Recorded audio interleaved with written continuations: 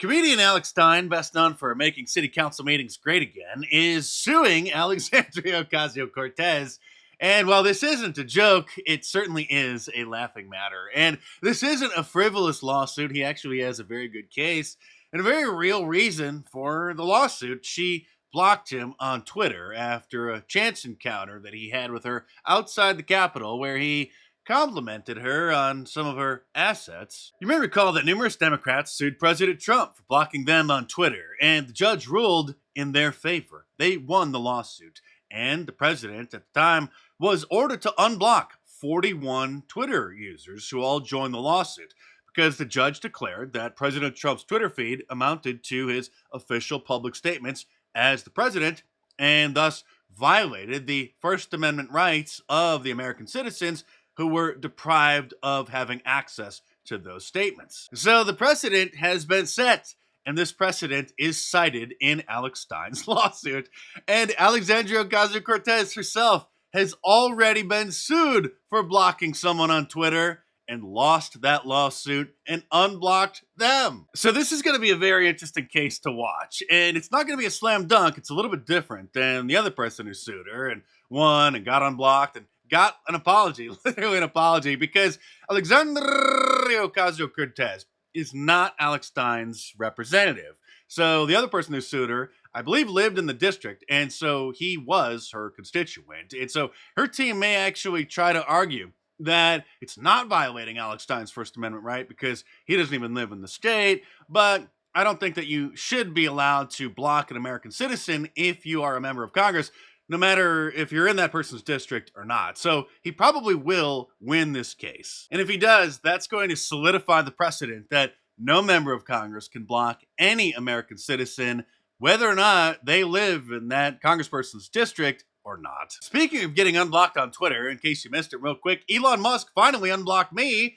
He unblocked everybody that he had blocked, actually. This about 30 minutes after I put out another call to action to reply to one of his tweets where he asked people what new features would they like to see on Twitter. And so that could be a coincidence. If it is, it's an awfully strange coincidence, but I have a feeling that he finally just got sick of hearing about it and decided to not only unblock me, but unblock everybody so that people would stop asking him to unblock them. Sorry to disappoint, though. This doesn't mean that my prolific tweets are going to return. I still am avoiding tweeting. I just wanted to be able to see his tweets, because when you're blocked, you can't see somebody's tweets or see people replying to them or quote tweeting them. But I want to be able to see his tweets, obviously, since he is the owner of Twitter, one of the big social media platforms. And I also want to have the ability to reply to him at some point in the future if I choose to start tweeting again. Twitter is a big time suck, as you know, especially for people in this industry who are all addicted to it and feel that they need to give their 2 cents on every trending topic and feel that they need to issue what they think is some clever hot take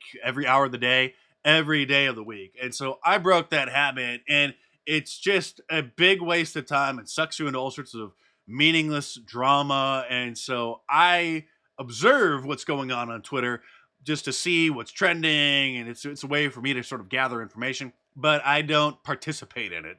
Oh, by the way, the Federal Election Commission found that Alexandria Ocasio-Cortez basically violated campaign finance laws by not disclosing expenses and compensation that has been given to her by her handlers. Of course, they didn't do anything about it because Democrats are above the law.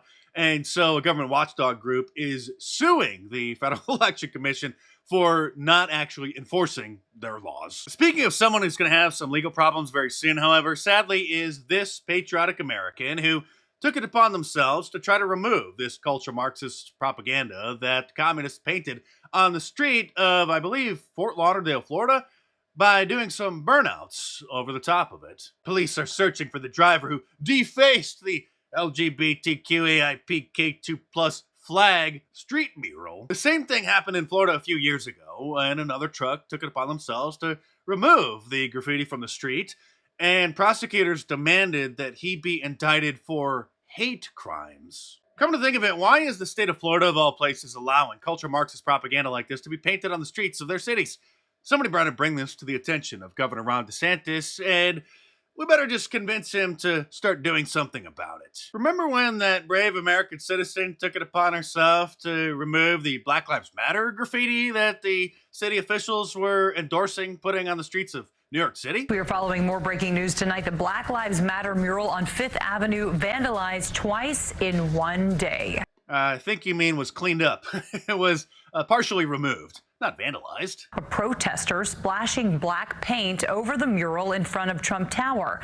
And before the paint could even be cleaned up, another person vandalized the mural, the fourth time this week. CBS 2's I mean, that's terrible. I'm not recommending anybody do this, by the way.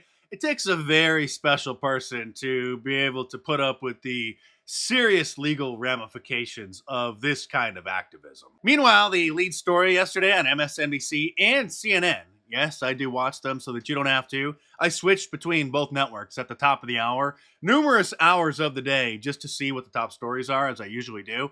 And on both networks, they were complaining about Tucker Carlson releasing footage from inside the Capitol on January 6th, exonerating Jacob Chansley and many others. Here's Chuck Schumer, Senate Majority Leader, on the floor of the Senate, demanding that Fox News censor Tucker Carlson and prevent him from showing any more evidence that undermines their fake news narrative about what happened that day. Last night, millions of Americans tuned in to one of the most shameful hours we have ever seen on cable television. You mean one of the most interesting, one of the most riveting, one of the biggest exposés on cable news in recent memory.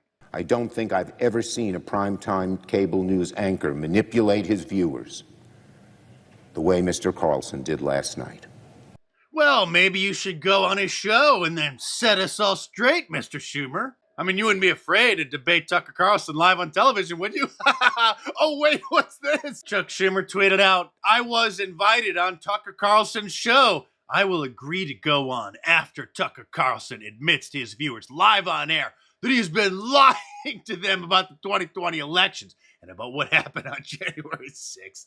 Even Elon Musk is mocking Senator Schumer for his demands that the newly released footage be censored, replying to one of his tweets asking, "Do you want us to remove this video?" and then linking up a parody by a guy named Steven Voiceover who made this edit of the footage Tucker Carlson released. Good morning, ladies and gentlemen, and welcome to the U.S. Capitol building.